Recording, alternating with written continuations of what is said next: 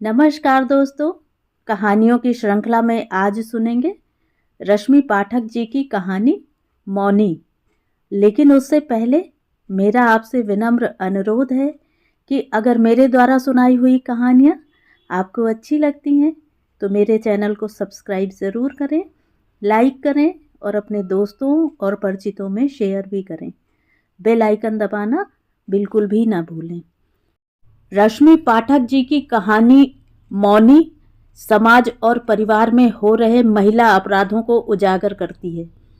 इस कहानी में बड़े ही सरल ढंग से एक यौन उत्पीड़न को दर्शाया गया है। साथ ही ये कहानी समाज की महिलाओं के प्रति सोच और उनकी सुरक्षा पर भी सवाल उठाती है। तो आइए सुनते हैं कहानी मौनी। लगभग सप्ताह भर से गली में लड़कियों और महिलाओं के बीच एक चर्चा तीव्रता से फैल रही थी। इस चर्चा की मुख्य बिंदु थी मानी। मानी की मां को इस विषय में कुछ ज्ञात न हो ऐसा नहीं था, क्योंकि उसने ही सर्वप्रथम अपनी बेटी की बात मुख से निकाली थी। इसके अतिरिक्त क्या करती वह? लड़की की पीड़ा न उससे सहन हो रही थी और न समझ में आ रही थी। किसी से तो बात कहकर हल ढूंढना ही था।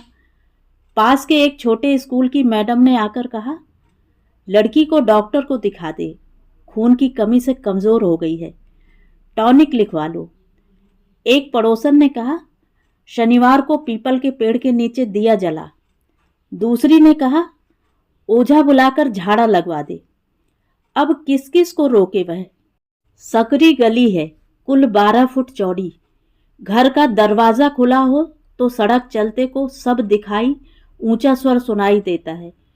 ऐसे वातावरण में मानी की बात दबी कैसे रहती? 12 वर्ष की मानी अपनी व्यथा के साथ तमाशा बनकर रह गई। लेकिन आज उसकी मां ने दृढ़ निश्चय कर लिया कि बेटी का मुंह खुलवाकर ही रहेगी। मानी ने भी झाड़ फूंक वाली बात सुन ली थी, इसलिए वह अंदर की कोठरी से निकलकर बाहरी कमरे में आई और दीवार से सटकर धरती पर बैठ गई।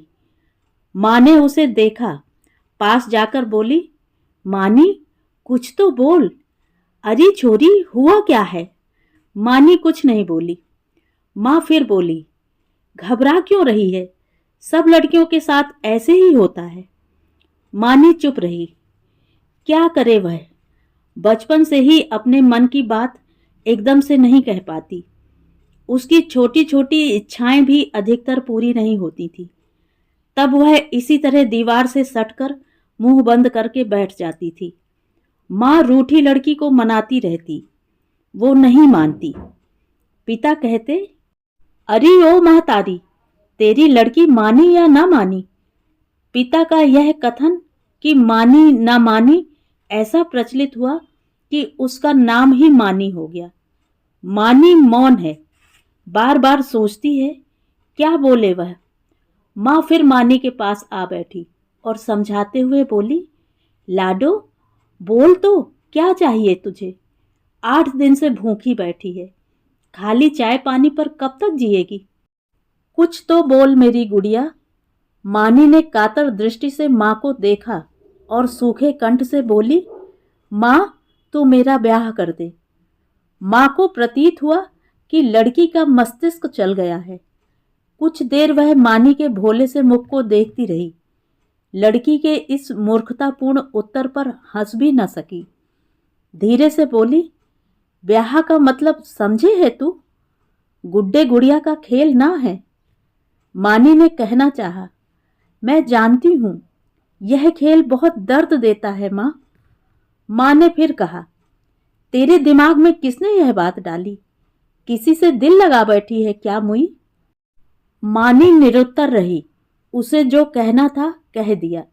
मन और तन की सारी ग्लानि इस एक वाक्य में डुबोकर उसने मां के सम्मुख उड़ेल दी। मां अब क्या करे? पागल सी हो गई लड़की को ऐसी दीन अवस्था में मार भी नहीं सकती। संध्या को पिता के आने से पूर्व मानी उठकर कोठरी के अंदर चली गई। प्रतिदिन वह वहां खटिया पर गुड़मुड़ाकर पड़ी रहती है। उसे नींद नहीं आती। पेट में रह रहकर पीड़ा होती और लावा सा बहने लगता। खुले नेत्रों में और कभी निद्रा के झोंके में वह अपने आप को ढूंढने लगती तो उसे अपना गांव याद आता। साथ ही याद आती सड़क के किनारे खेतों के पास बनी झुग्गी के बाहर बैठी छोटी सी मानी। तब गांव में शहर की ओर जाने वाली सड़क पक्की बन रही थी। उसके पिता ठेकेदार के नीचे मजदूरी करते थे। वहां बहुत से पुरुष सिर पर मलबा ढोने और औरतें कच्ची ईंट की रोड़ी तोड़ने का काम करती। वहां एक बूढ़े बाबा कभी गाय भैंस तो कभी बकरियों का झुंड चराने के लिए जाते हुए वहां से निकलते। बकरियों के हिलते कान मानी को बहुत आनंदित करते। वह बकरियों के पीछे मैं मैं करती दूर तक दौड़ती। एक बार बाबा बोला, छोरी लौट यहां से, बहुत दूर आ गई है, तेरी माँ बाट जोहती होगी। मानी ने कहा, मैं थारे साथ दूर तक जाऊंगी। बूढ़ा बोला, नहीं, आगे ईंटों का भट्टा है, बाहर से आए लोग वहां काम करे हैं, तू मत चल। मानी ने कहा, वहां बच्चे भी होंगे। बूढ़ा बोला, बड़ी उम्र के लोग हैं, जाने कैसे हों। मानी ने पूछा, बड़ी उम्र के लोग डरावने हुए हैं। बूढ़े ने मानी को डराने के लिए कहा, और क्या, जाने तुझे भट्टे में ही डाल दें। वह लौट आई। घर आकर मानी ने यह बात माँ को बताई तो वह हंसकर बोली, नहीं री, मेरी बच्ची को कोई हाथ तो लगाए, उसका कलेजा चीर दूंगी। सड़क बनने के बाद ठेकेदार ने उसके पिता को शहर में मकान बनाने के काम में लगा दिया। अब वह मिस्त्री कहलाने लगा। पैसे भी अधिक मिलने लगे थे। उसका परिवार एक संकरी गली में आकर रहने लगा। माँ ने उसे पास के एक छोटे स्कूल में प्रवेश दिला दिया। कुछ दिन स्कूल जाने के बाद मानी बोली, मैं नहीं जाऊं पढ़ने। ऐसा क्या स्कूल होए है, ऊपर मैडम का घर, नीचे बच्चे पढ़े हैं। माँ ने कहा, कम फीस वाला अंग्रेजी स्कूल है। मानी बोली, हमारे गांव के स्कूल में कितना बड़ा मैदान था, चारों तरफ पेड़ भी लगे थे। माँ ने कहा, बहानेबाज, तू वहां भी न पढ़ी। मानी बोली, वो तो वहां का मास्टर बहुत खराब था, गाल पे चुटकी काटे, कभी कमर पर धौल जमाते। बच्ची की नाटकीय ढंग से कही गई बात सुनकर माँ खिलखिलाकर हंस पड़ी। मानी ने यह बात अपनी मौसी को भी बताई। वह हंसी नहीं बल्कि क्रोधित होकर बोली, तुझे यह बात स्कूल के हेडमास्टर को बतानी थी। मौसी का यह क्रोध मास्टर से अधिक अपने पति पर था। उसने अपने पति को प्रायः मानी के गाल पर चुटकी काटते और सिर सहलाते देखा था। मानी बड़ी अवहेलना से उसके प्रेम को अस्वीकार करती। मौसी को बच्ची की यह सहज प्रतिक्रिया लगी। अपने गर्भ के 8वें मास में मौसी को सहारे की बहुत आवश्यकता थी, इसलिए वह मानी को अपने घर लाई। मानी भी बहुत उत्साहित थी। गांव, शहर और अब उसे दिल्ली जाने का अवसर मिला था। बस में बैठे बैठे मानी ने दिल्ली की चिकनी चौड़ी सड़क देखी। उन पर वृक्षों की सुंदर कतार, दौड़ती मोटर कार और सिर से बहुत ऊपर मेट्रो दौड़ती देखी। उसे सब कुछ बहुत अद्भुत लग रहा था। लेकिन बस से उतरने के बाद मौसी जहां आकर रुकी, वहां का दृश्य भिन्न था। वह दिल्ली की एक अवैध बस्ती थी। टूटी सड़कें, छोटे छोटे मकान और कीचड़ भरी नालियां। मानी ने कहा, यह कैसी दिल्ली है?